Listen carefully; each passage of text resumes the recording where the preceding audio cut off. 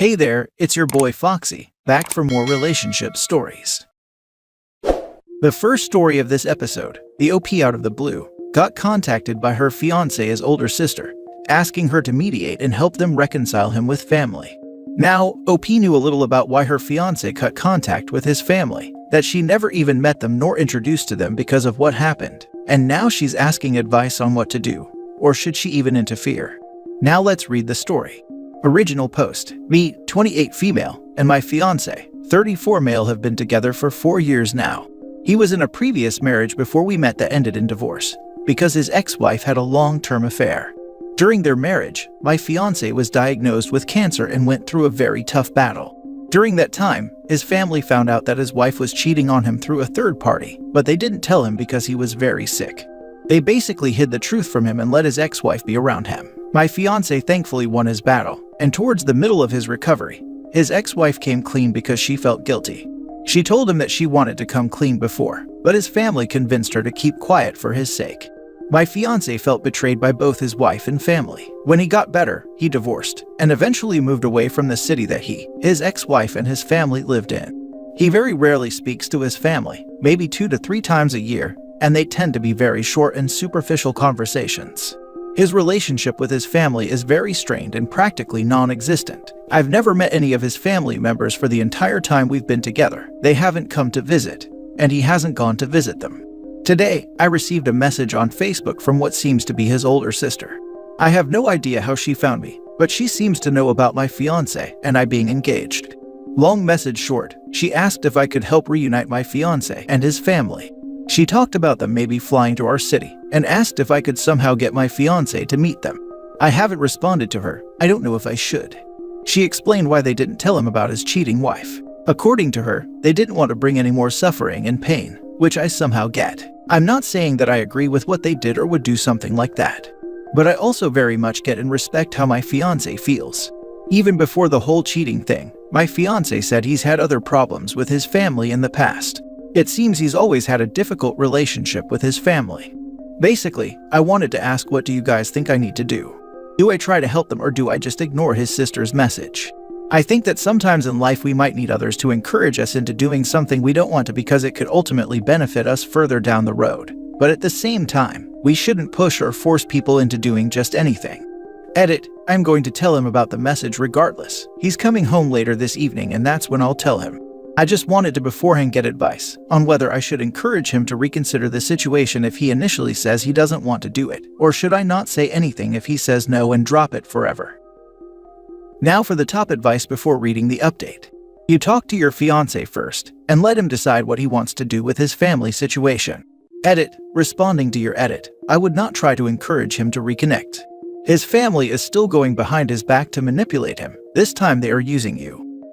This is the right answer. My ex's family is super toxic and manipulative. I've never wanted them around my kids, but I had no say when they were with their dad. So over the years, they've had a half-dozen interactions, and all of them were memorable for the kids and not in a good way. Their dad hasn't been in their lives since my oldest was in late elementary school, so they weren't exposed to them after that, and the family didn't reach out. So for 6 years, the kids had no contact with them and they made no effort to contact the kids even though they were 10 minutes away from where we lived. When their grandfather died, their dad's side, the kids were left $100,000 each. And that's when the Facebook messages started, wanting to be in their lives, and talking about how family is so important. I told my kids that it was up to them what they wanted to do, but until they were 18, 15 and 17 at the time, I wouldn't allow them to give anyone money, including myself, because it was left to them for their future. Both of the kids said that they wouldn't forget how they were treated by them when they were younger, and they don't want anything to do with them. I told the ex-in-laws that the kids didn't want to see them. They started trying to get me to make the kids, then they tried to convince me that they were different now. I finally told them that I let the kids read every message they sent, and it was up to them what they wanted to do. They got angry that I let them read the messages. That's when my oldest laughed and said that she knew they were up to something, or else they wouldn't be mad. And she's right. My point to all of this is, manipulating you and trying to use your good relationship with your fiancé to get what they want is a sign that they haven't learned anything. They're still manipulative and don't even think they've done anything wrong. Tell your partner, heck, show him the message, and let him decide what to do. He's the one that knows them, knows the wrongs they have done, and knows if that's something he wants in his life. He is your partner, not them. He's the one who you share everything with, not them. So they can't get mad at you for letting him read the messages. And if they do, they were being underhanded and manipulative to your fiancé, again. Then you can see who they are too. Let him decide how to handle it. I haven't spoken to my mother in over 20 years, and I would be livid if my husband tried to convince me to reconsider that, and doubly so if I found out that the reason was because she wanted him to. Yes, I had to shut down a friend very firmly because she thought I should forgive my brother and reach out to him. He stole thousands from my kids and his own, cheated on his wife for years, and I don't want any contact with him. She says, but he's family. Not after what he did. No, he doesn't deserve a family if that's how he treats the most vulnerable family members. If it were me, I'd show him the message right away and ask him how he would like for you to respond. After all, it's his family. Plus, he is already upset about people keeping information from him, so don't keep this from him. Considering his past trauma, you probably want to err on the side of disclosure. Edit, I just have to add, his family ought to know better. Sneaking behind his back and lying is the exact thing he's mad about. And now they are doing it with you, trying to manipulate him through you. There's probably a good reason he's low contact with them. They have no problem just going behind his back. I will definitely show him the message and let him know when he gets home later. From what I could understand, it seems like his family want to sort of ambush him because they feel like he will shut down if he knows about it, which is a strong possibility. But I do not agree with ambushing people. Whatever I do, he will know. I guess I'm just unsure on whether I should encourage him to go through with it if he initially refuses, or whether I should just drop it. And now for the update. Thanks for all the advice. I really appreciate it. I showed my fiancé the message, which is something I always was going to do. He wasn't home when I received it and I was just waiting for him to get home. He read it, and we ended up having a long conversation after that. He told me more about his relationship with his family members. I already knew since a long time ago that his parents passed away when he was young, which made his upbringing hard. As an adult, he became the most accomplished member of his family, and kind of took care and helped his siblings. I knew that they took advantage of him numerous times, and he told me a few stories in the past, but he ended up telling me other ones that made me thankful we don't have to include them in our lives. My fiancé ended up responding to her from my account, and signed the message with his name.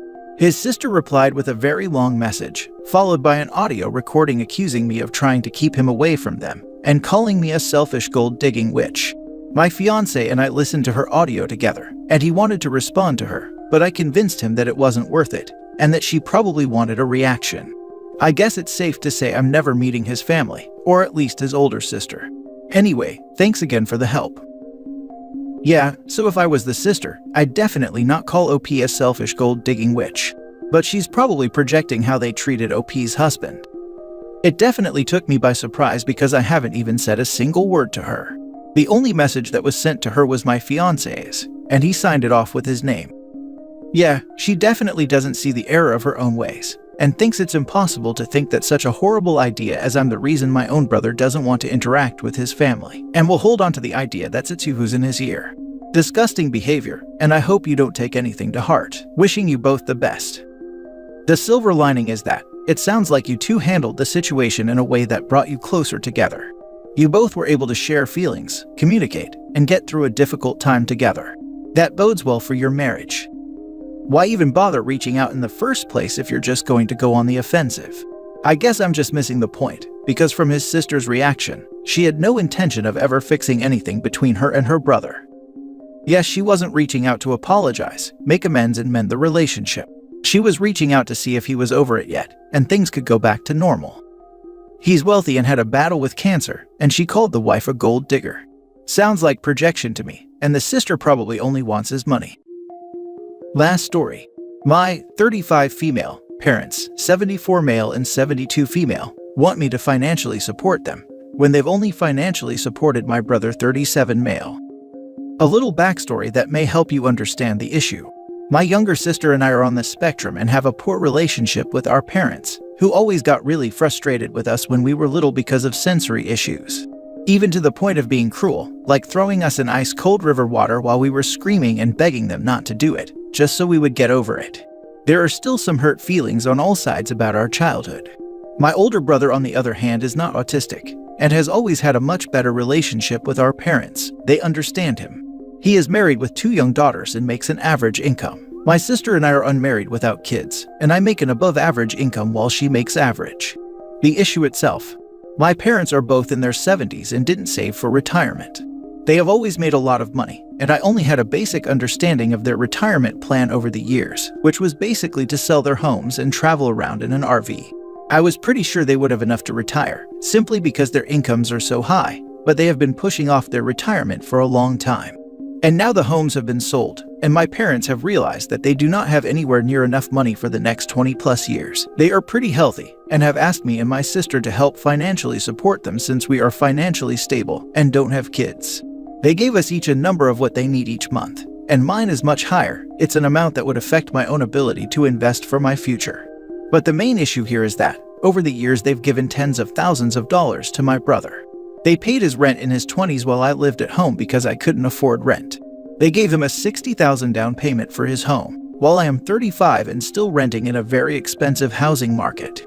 They paid off his student loans when he got married. They paid off his older daughter's medical bills from a difficult birth, and up until they retired, were even paying for their groceries online through Instacart. We've discussed this many times, and the reasoning for them not supporting me and my sister is because they said it would be good for us to be independent and learn not to rely on other people, and also because we are not married and don't have kids. And it's true that we are both really happy, functioning adults with good jobs that we love. But my 20s were very traumatic. Working such long hours while going to college and sharing a bedroom with my younger sister was absolutely exhausting. I would come home crying, and they would just roll their eyes and say, "It's just work, everyone has to do it." Except I guess my brother, because he never had a job while he was in college. So, I'm sure you can tell by now that I really resent this, and I told my parents that I would be comfortable supporting them, as long as my brother made some kind of an effort to pay back what he owed them.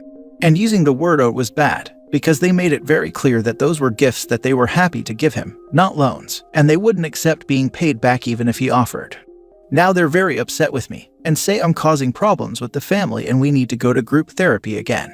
I feel like a therapist would definitely side with me in this, or at least understand that it's not my obligation to financially support my parents no matter what. But I would like to try to resolve this situation without it turning into a huge deal. My boundary is pretty firm though. I honestly do not want to support my parents if my brother doesn't, and I feel like it won't be great for my mental health if I just have to swallow that down. Any advice? Now for the advice. This is a golden opportunity for them to be more independent and learn to not rely on other people. Oh my gosh, why am I not smart enough to come up with stuff like this in the moment, lol. Don't worry, you can also tell them that they can't afford to retire and that they need to work. Everyone has to do it. Good luck flapping your own wings. Don't ever tell your parents how much you make ever again. Make sure all your documents, paperwork, birth certificates are all in order. This could get ornery fast. You don't have to participate in therapy if you don't want to. You're old enough where you can leave the group chat. Go live life to the fullest on your terms. What unbelievable nerve they have. Don't give them a cent. Seriously, not one penny. You owe them nothing. Your parents unfortunately don't seem like very intelligent people if they made such a serious miscalculation in their retirement planning and finances. Perhaps they are telling you this story because they are still unable to say no to your brother, and they continue to deplete their savings to support him. Your brother, the golden boy, owes them a great deal, so perhaps they should go live with him. Do not disrupt your own retirement planning to bankroll theirs. Any money they guilt trip you into handing over will only be given to your brother if he says he needs it. You know they've probably left all their assets to your brother, don't you? Do not give them anything. When they start needing home help, let them deplete their wealth and go into a state-supported nursing home. Thank you for your advice. To be honest, I was also thinking it seemed like they had made a really serious miscalculation, in a way that made me wonder if it was like early signs of dementia, especially for my mom who works in finance. They have not been living like people who weren't sure about how they were going to fund their retirement. But then you said they probably left all their assets to my brother, which has been a big joke among me and my sister for years. And now I wonder if they just want more money to live on so that they don't have to dip into what they were planning to leave my brother. And his kids, who are their only grandchildren too, to be fair. But it could also just be the fact that the stock market is far different than it was 4 or 5 years ago, with the pandemic. I'm honestly not sure. I agree with you. Let the golden child support them. Keep your money, you've earned it. And make sure you save some of it for retirement. And don't give all your money away to your golden child if you don't have enough money to pay for your own retirement.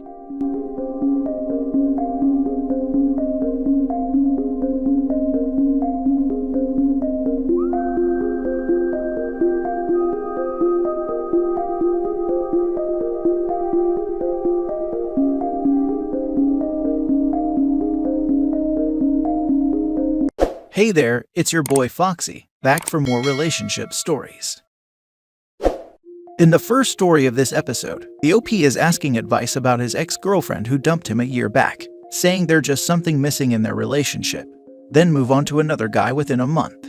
Now she calls him asking for refuge because the new boyfriend is a little too handsy with her. Let's read the story. Original post: my 28 male, ex-girlfriend, 34 female, and I were together for about 2.5 years. She broke up with me about a year ago because, according to her, there was something missing in our relationship. I envisioned myself getting married and having a family with her, so the breakup hit me really hard. It also didn't help that she moved on to her next relationship with her current boyfriend only a month after our breakup. It was a very hard time for me, but I was able to get over it by working on myself, and I'm now doing better than ever. A few days ago, I got a call from my ex-girlfriend. It was her basically crying to me and saying that her boyfriend physically mistreats her and has hit her on multiple occasions. I was surprised because this was pretty much the first time she has contacted me since our breakup, so I didn't really know what to say. She then asked me if I could help her by letting her stay with me because they live together. I then asked if she had called the police on her boyfriend, and she answered that she doesn't want to get the authorities involved. I told her that she should call the cops because they are the only ones that can solve her situation. She kept repeating that she didn't want to get the cops involved. She also kept asking if she could stay with me. I told her that I'm in no way going to interfere in this situation of hers. I straight up told her that I under no circumstances will let her stay with me, but that I'm willing to help her contact the authorities to solve the situation. She still kept asking to stay with me and I kept refusing until I hung up the call. There are a few reasons that I didn't want to help her. First off, she is my ex, so truth be told, I don't owe her anything. Second of all, I know for a fact she has other options for housing because her parents and friends live nearby. Also, I do not want to involve myself in a situation with a violent person that could possibly backfire on me. Who knows what that guy is capable of? Lastly, I didn't want to help her because she hasn't reported him to the police. I am willing to help her contact the authorities to solve the situation, but other than that, I'm not getting myself involved. Despite having my reasons not to help her, I still feel guilty in a way. I don't really know how I can help her otherwise in this situation, and I feel like if she hasn't even called the police on him, there is really nothing else to do. How do you guys suggest I deal with this situation?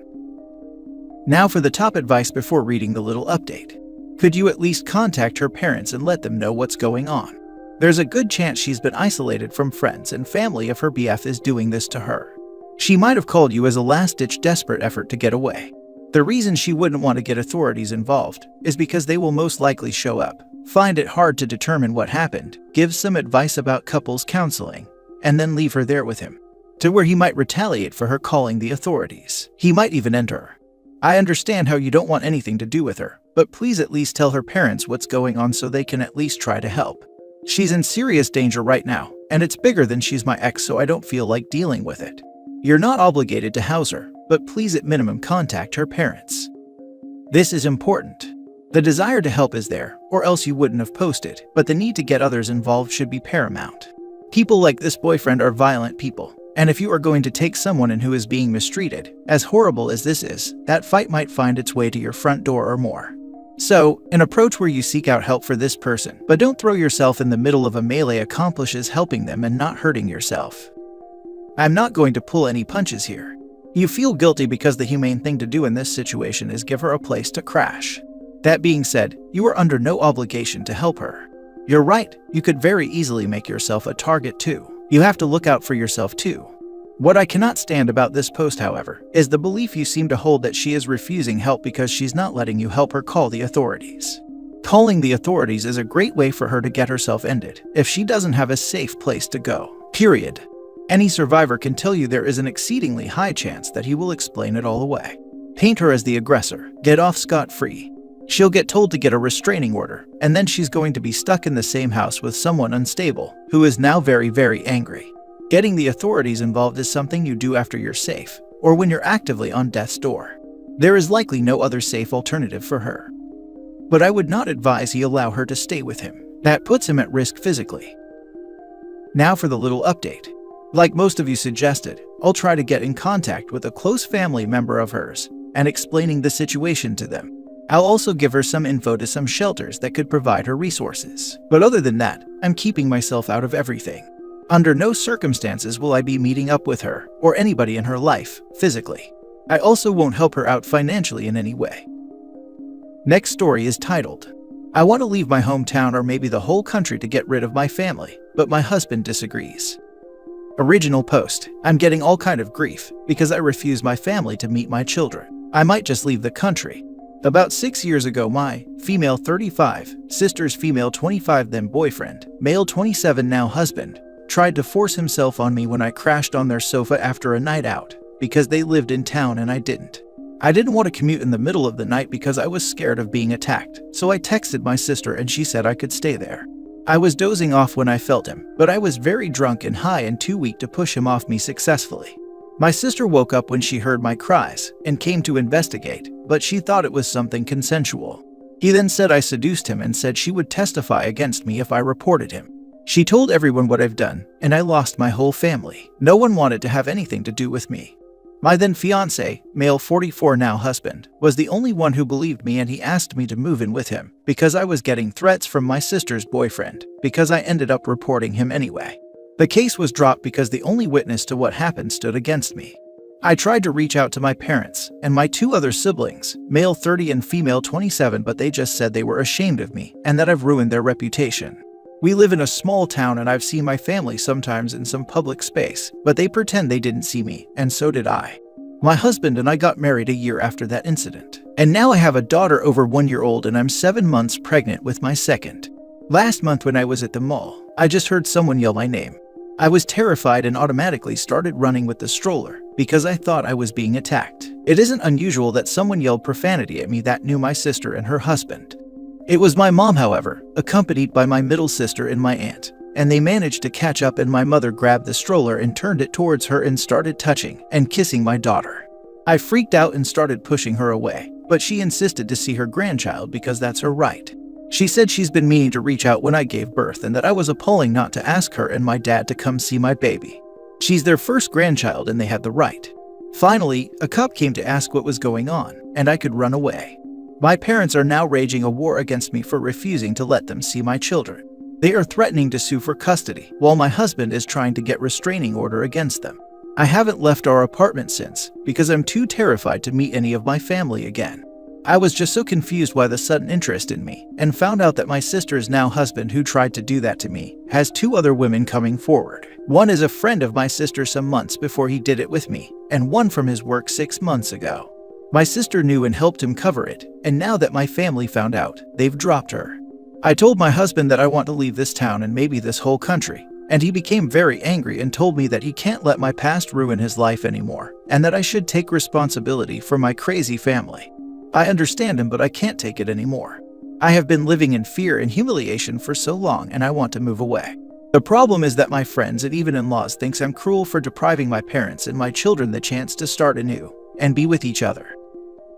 Now for the top advice before the little update. Screw your parents and your family. They didn't believe you when you told them that you were violated. They have zero right to see your child. Live your life with your husband. Move away with him if you can. The most important thing at this point is for you and your husband to be on the same page about this. The 2 of you need to talk it through and decide on what you want to do about everything, and then always have each other's backs. It's a town with 20,000 people. I'm so tired of everything. I'm seen as the loose woman who seduced her brother-in-law. It won't wash out now. What future do my children have? I just wanted to let you know that if they attempt to sue for custody, they will fail miserably. I can't even imagine an attorney taking this case. Assuming you even live in a state, and assuming you're in the US where grandparents' rights exist, the requirement is that they already have an established relationship with the children. Since they have never met your kids, they have no case. And if somehow they are able to take you to court, you have a very good justification and plenty of documentation to prove that you are no contact with them for very good reason. They'd be laughed out of court. You can't take responsibility for someone else's problems. Doesn't your husband care that your crazy family could kidnap or traumatize your children? Also, consider what might happen if your daughter is around your brother-in-law. She doesn't need to become a victim. I have been thinking about fleeing since my daughter was born. As long as it was just me, I felt I could at least ignore the harassment and the reputation. But now all I think of is if my past catches up, What if my daughter found out about my past or my family's past and be bullied? I can't sleep thinking of all that happened and still happening, and people's treatment of me and the way they look at me. It won't change even with the truth. Now for the little update. Thanks everyone for the support. I've shown my husband this post and moving away seems to make more sense to him now. Since I'm too terrified to leave the apartment, I'm going to take my maternity leave earlier. My husband has started applying jobs elsewhere. I'll also find a job easier after I've given birth since I'm a nurse. I finally feel like I could breathe. Thank you again. Now for the last story. Mother-in-law cheated on her husband, stepfather-in-law, and now my wife and I are fighting. My wife and I, both 35, have been together for 10 years. We generally have a great relationship. My mother-in-law and stepfather-in-law have been together for about 15 years. Mother-in-law is not a nice person in general, but the way she treats and talks to stepfather-in-law has always bothered me. I don't like mother-in-law as a person, but have always been kind and friendly with her. About a week ago, stepfather-in-law called my wife and told her that mother-in-law was cheating on him again. Previous time was about 3 years ago and they decided to work through it, and that they are going to separate because he is tired of being treated like this and having to kiss her butt. The main thing he talked about was wanting to keep in touch with us, and that he's still just one phone call away. We've always had a great relationship with him, so this makes perfect sense. I could hear the entire conversation and felt sick to my stomach for stepfather-in-law. I felt angry that mother-in-law couldn't just be a decent person and end the relationship before moving on. Mother-in-law doesn't know that stepfather-in-law called, or that we know anything. My wife decided that she was just going to sit on the information for a few days and not respond or engage, which I thought was a really good idea. I understand that it's not really our business, even though this information had been thrust upon us. Well, Friday my mother-in-law called, and my wife went into another room and shut the door to have a conversation. I did hear that mother-in-law is still planning a trip to see us this summer, and their house is going on the market when their mortgage comes up for renewal in August. At the end of the call, my wife came out of the room with it on speakerphone. Mother-in-law said, "Hey OP," like she was the cheeriest, happiest person. I gave back a very unenthusiastic hi that I will admit sounded rude. As soon as my wife hung up, she lost it on me. She went to the bedroom and slammed the door about 8 times. I was confused, honestly. So, during the argument that followed, here are some of the key points. Stepfather-in-law is weak and pathetic for airing their dirty laundry, and that it's none of our business. Stepfather-in-law is manipulating us to feel sympathetic towards him, and wife is angry that it worked on me. Wife thinks they're both idiots and is angry at them both equally. Wife thinks we are supposed to pretend we don't know this information. Wife now needs to explain my rude behavior to mother-in-law. Wife thinks I'm making this more difficult on her and that I'm inconsiderate. I honestly thought this was a wild overreaction, especially the part about stepfather-in-law being weak for wanting to talk about what happened. I've had friends confess their issues with partners' infidelity and would never shame them for it. I also didn't know we were supposed to pretend we don't know. Had my wife communicated this with me, I would have said hi in a better tone. I apologized to my wife multiple times. I told my wife that I would call or text mother-in-law and apologize for my short response, and tell her I was just in a bad mood about a sports team or something along those lines. It didn't have to be about mother-in-law at all, especially when she doesn't think I know anything about their marital situation anyway. There has been no further discussion on this. We hardly spoke all day Saturday, and I'm worried today will be the same. I feel like I'm at a complete loss of anything else to do or say other than continuing to apologize. I understand my wife may be processing this information differently and could be having a rough time, but she's not talking about it with me. Any advice would be greatly appreciated. I apologized to my wife multiple times. I told my wife that I would call or text mother-in-law and apologize for my short response and tell her I was just in a bad mood about sports team or something along those lines. Why would you apologize? Seems to me that you are not standing up for yourself and your beliefs. Seems like your wife and mother-in-law are in control of your household. Your wife is repeating the same behavior that your mother-in-law did to her ex and soon-to-be ex-husband. OP is great at seeing how badly his stepfather-in-law is being treated, but unable to recognize that his wife acts the same. Chances are he's, if anything, more blind to what is happening to him. Why are you apologizing to your wife? You did nothing wrong. Also, big red flag wave from your wife for calling your stepfather-in-law weak, pathetic, and manipulative. Ask her how he was responsible for her mother cheating on him twice. Pay attention to her answer, so you'll understand when she does it to you. If mother-in-law discussed selling the house, she probably also discussed them getting divorced.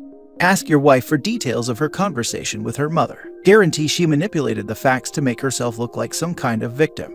Personally, if I was in your position, I would be having a serious discussion with my wife about her reaction because it is not normal. Weak and pathetic on the one hand, and manipulative on the other, are more or less mutually exclusive. Which proves that wife is talking BS here. And I wouldn't apologize more than once. Once is, in this case, more than enough. After that, it's her problem. Please come and talk to me when you're reasonable again.